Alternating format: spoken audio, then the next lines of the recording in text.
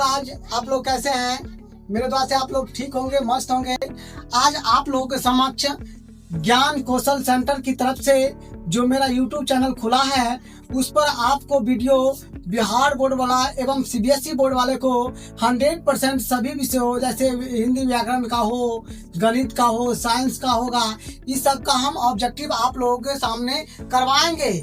और इस ऑब्जेक्टिव को करवाने के बाद 100% बोर्ड में आने की गारंटी लेते हैं। और जो भी आप लोगों को बताया जाएगा, याद रखिए यहाँ पर लिखा गया है 7 से 8 मार्क 100% आने की गारंटी। जो हिंदी व्याकरण के एक टॉपिक लिए हैं, हिंदी व्याकरण का एक जो टॉपिक लिए हैं उस टॉपिक का नाम है उच्चारण स्थान। उच्चारण स्थान से CBSE बोर्ड में एवं बिहार बोर्ड में 7 से 8 मार्क का पूछा जा रहा है, जो हम आज आप लोगों को इस वीडियो के माध्यम से 7 से 8 मार्क का तैयारी करवाने जा रहे हैं। और इस वीडियो को देखने के बाद आपको दुनिया में कहीं पर भी भटकने की जरूरत नहीं पड़ेगा। इसी वीडियो को देख करके जाइए आप, और आपको 100% परीक्षा में जितना भी व्याकरण से पूछा गया रहेगा आपको बन जाएगा।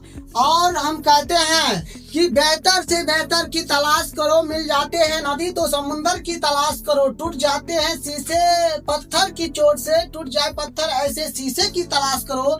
इसी के साथ hello guys, all of you come to the point in this classroom.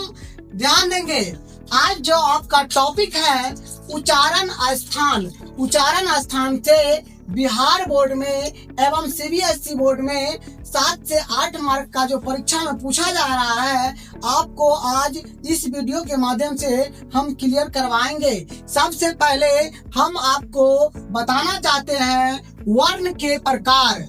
वर्ण के कितने प्रकार होते हैं, तो बोर्ड में पूछा जा रहा है वर्ण के कितने प्रकार होते हैं। तो याद रखेंगे वर्ण के 2 भेद होते हैं या वर्ण के 2 प्रकार होते हैं। अब भाइयों आपको पूछ सकता है वर्ण क्या है, तो बोलेंगे वर्ण वो जिसको हम खंड या टुकड़ा नहीं कर सकते हैं उसी को हम क्या कहते हैं, वर्ण कहते हैं। वर्ण को कभी भी हम खंड या टुकड़ा नहीं कर सकते हैं, उसी को हम वर्ण कहते हैं। तो परीक्षा में पूछा जाता है कि वर्ण के कितने प्रकार है, तो याद रखेंगे वर्ण के 2 प्रकार हैं। और परीक्षा में उसके बाद जो आने वाला प्रश्न है वर्ण के कुल वर्णों की संख्या कितना है, या पूछ सकता है कुल कितने वर्ण होते हैं हिंदी में, तो बोलेंगे हिंदी में कुल वर्ण 52 होते हैं। और उसके बाद आपको पूछा जाएगा कुल स्वर्ण वर्ण की संख्या कितना होता है हिंदी में, तो कुल स्वर्ण वर्ण की संख्या 11 होता है हिंदी में। आपको इसके बाद पूछ दिया जाएगा कुल स्पर्श व्यंजन की संख्या कितना होता है, तो 33।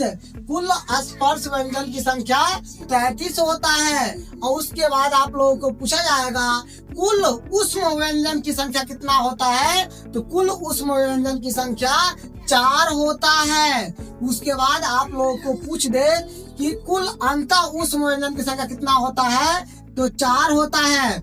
ऊष्म व्यंजन पूछे तो 4 ऊष्म व्यंजन जैसे में कहेंगे तालब सा, मुदन सा, दन सा और ह को ऊष्म व्यंजन कहते हैं। ऊष्म व्यंजन की प्रकार कितना होता है, 4 होता है। और अंत ऊष्म व्यंजन की संख्या कहेगा तो बोलेंगे 4 होता है। अंत ऊष्म व्यंजन क्या है, तो बोलेंगे य, र, ल, व, ये अंत ऊष्म व्यंजन हुआ। और परीक्षा में इसके बाद आने वाले में आपको ये भी पूछ देता है, भी आए हैं देख लो, कुल संयुक्त व्यंजन कहेगा आपको, कुल संयुक्त व्यंजन पूछेगा आपको तो 4 बोलना है। परीक्षा में कुल संयुक्त व्यंजन पूछेगा तो 4 बोलना, अक्ष, त्र, स्त्र और ज्ञ। कुल संयुक्त व्यंजन की संख्या कितना होता है बच्चों, तो बोलेंगे 4 होता है, अक्ष, त्र, स्त्र और ज्ञ। इसके बाद आपको पूछ दिया जा रहा है अभी एग्जाम में कि और इस वर्ण में क्या क्या छिपा हुआ है। संयुक्त व्यंजन जैसे अक्ष में कहेगा संयुक्त व्यंजन जो अक्षर में छुपा हुआ वर्ण है क प्लस मूर्धन्य स, क प्लस मूर्धन्य स, अक्षर में छुपा हुआ है क प्लस मूर्धन्य स।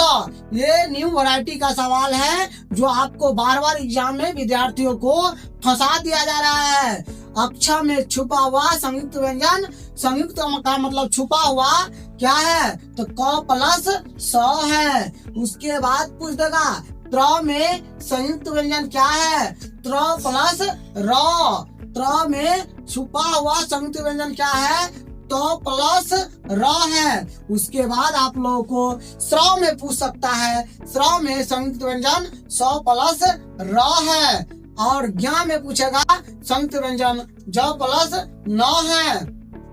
उसके बाद आपको बच्चों ह्रस्व स्वर और दीर्घ स्वर के बारे में पूछा जाता है। तो पहले हम समझेंगे ह्रस्व स्वर क्या है। तो बोलेंगे ह्रस्व स्वर को जैसे किसी वर्ण का उच्चारण करने में कम जोर से पढ़ा जाता है उसे हम ह्रस्व स्वर कहते हैं। किसी वर्ण का उच्चारण करने में कम समय लगता है उसे हम ह्रस्व स्वर कहते हैं। जैसे अ, हर्षी, हर्षु, इसको पढ़ने में हमको कम समय लगता है तो इसको हम कहेंगे ह्रस्व स्वर। जिस स्वर को पढ़ने में कम जोर से बोलना पड़ता है उसे हम ह्रस्व स्वर कहते हैं। जिस वर्ण को पढ़ने में जोर से आवाज लगाना पड़ता है उसे हम दीर्घ स्वर कहते हैं। दीर्घ स्वर में आ, दीर्घी, आई होता है आदि बोल देंगे।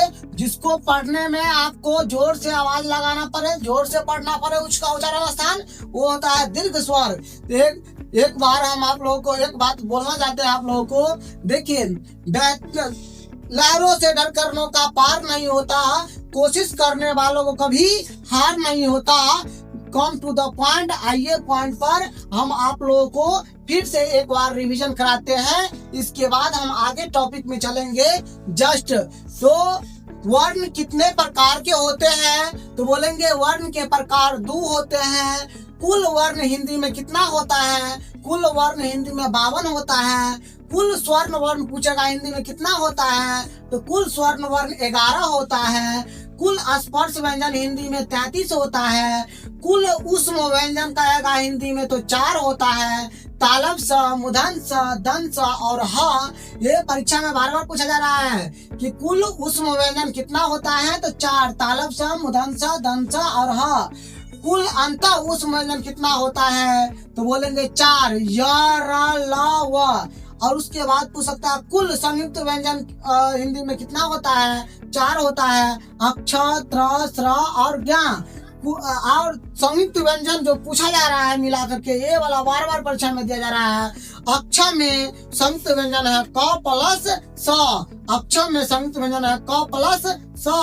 त्र में संयुक्त व्यंजन है त प्लस र, त प्लस र। उसके बाद आपको पूछ दिया जा रहा है स्र में संयुक्त व्यंजन है स प्लस र और ज्ञ में संयुक्त व्यंजन है ज प्लस न।